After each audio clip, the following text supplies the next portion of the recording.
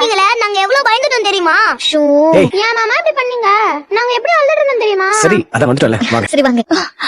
சித்தப்பா குடுமா குடுங்க. அது நல்லா போடுங்க. அம்மா வலிக்குமா?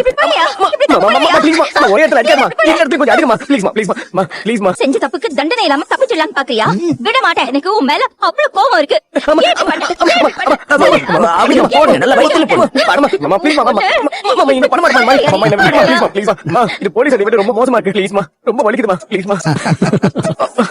ரொம்ப வலிக்குதாடா. ஐயோ என் புள்ளைய போட்டு இப்படி அடிச்சிட்டேனே. நான் என்ன பண்ணுவேன் சொல்லு? என்கிட்ட நீ எதுவுமே சொல்லாம கொள்ளாம போயிட்டேன். எனக்கு எப்படி இருந்துச்சு தெரியுமா? தாயடிச்சு வலிச்சதுல கண்மணி இந்த சென்டிமீட்டருக்கு பாக்கல என்ன பண்றது? எப்படி இருக்கும்? அம்மாவுக்கு பொண்ணுக்கும் வேணா சினிமால பாட்டு போட்டுருப்பாங்க. ஆனா இவங்க ரெண்டு பேரை தவிர இந்த உலகத்துல மாமியாரும் மருமகளும் ஒத்துமையா இருந்ததா சரித்திரமே இல்லையாடா? அவர் எப்படி பாட்டு வரும்? அப்ப நாம பாட்டு எழுதுவோம். நீ பாட்டு எழுது, நான் தான் மியூசிக் டைரக்டர். சூப்பர் தகப்பா. எழுதிடுவோம். Happy birthday Anbu. Wishing you all success and happiness on your special day. ஏய் கண்மணி, ஐயோ ஆமா இல்ல இவங்கள பார்த்தா சந்தோஷத்துல அண்ணனோட பிறந்தநாளை மறந்துட்டானே. அண்ணா ஹாப்பி பர்த்டே. 100 ஆயுசுக்கு என்னைக்குமே நீ சந்தோஷமா இருக்கணும்டா. எல்லாரும் மறந்து போன பிறந்த நாளை ஞாபகப்படுத்தி வெண்ணில் அசத்திட்டாளானே.